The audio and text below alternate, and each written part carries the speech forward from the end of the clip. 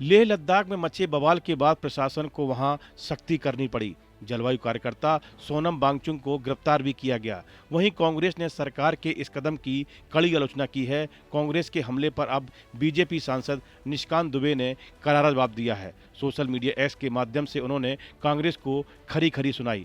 BJP सांसद निशिकांत दुबे ने एक बार फिर कांग्रेस को जमकर घेरा है। सांसद ने सोनम वांगचुक का समर्थन करने पर कांग्रेस की कड़ी आलोचना की है। उन्होंने आपातकाल के दौरान बीजेपी की वरिष्ठ नेता विजया राजे सिंधिया और आंध्र प्रदेश के पूर्व राज्यपाल भीमसेन सच्चर की गिरफ्तारी का हवाला देते हुए पूर्व प्रधानमंत्री इंदिरा गांधी के कार्यों को लेकर कांग्रेस पर तंज कसा है। निशिकांत ने एक्स पर पोस्ट पर कहा कि इंदिरा गांधी ने ग्वालियर की महारानी और भाजपा की संस्थापक राजमाता विजया राजे सिंधिया को दिल्ली के तिहाड़ जेल में फांसी की सजा पाए लोगों की कोठरी में बंद करवाया था, जहां बाथरूम तक की सुविधा नहीं थी, वहां कैद कर रखा था। आश्चर्यजनक तौर पर केवल एक चिट्ठी लिखने पर स्वतंत्रता सेनानी और आंध्र प्रदेश के पूर्व राज्यपाल भीमसेन सच्चर साहब को 82 साल की उम्र में पुलिस यातना के साथ जेल भेज दिया। आज वह कांग्रेस लद्दाख हिंसा के बाद गिरफ्तार लोगों के लिए मगरमच्छ के आंसू बहा रही है।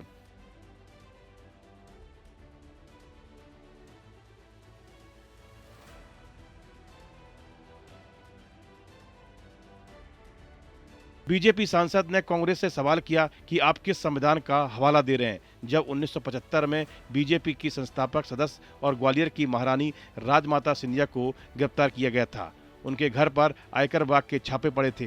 बीजेपी नेता ने कहा कि उन्हें और गायत्री देवी को तिहाड़ जेल की उस कोठरी में बंद किया गया था जहां शौचालय तक की सुविधा नहीं थी, और आप महिला सशक्तिकरण की बात करते हैं। बीजेपी सांसद ने जलवायु कार्यकर्ता सोनम वांगचुक के पीछे विदेशी ताकत होने का भी आरोप लगाते हुए कहा कि प्रधानमंत्री मोदी ने लद्दाख को केंद्र शासित प्रदेश का दर्जा देने की मांग पूरी की। सांसद ने कहा कि आज आप वांगचुक की बात कर रहे हैं, लद्दाख में लोग मारे गए, वांगचुक पहले केंद्र शासित प्रदेश का दर्जा मांगते थे।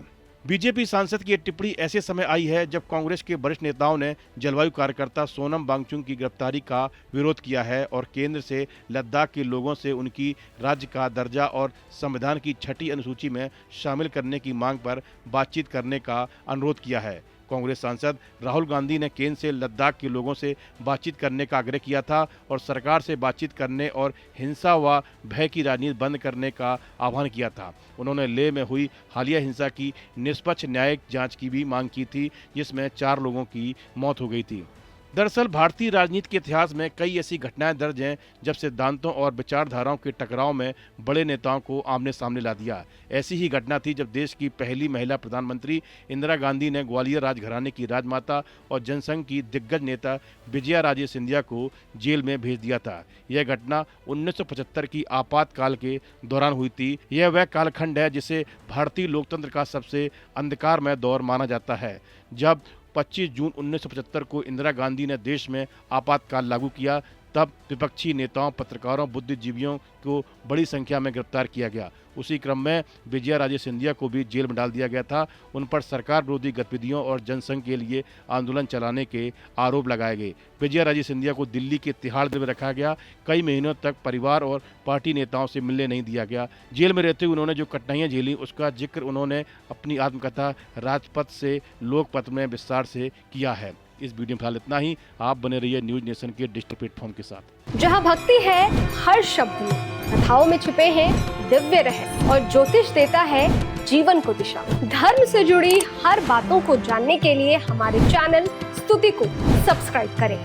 चैनल पर जाने के लिए इस लिंक पर क्लिक करें।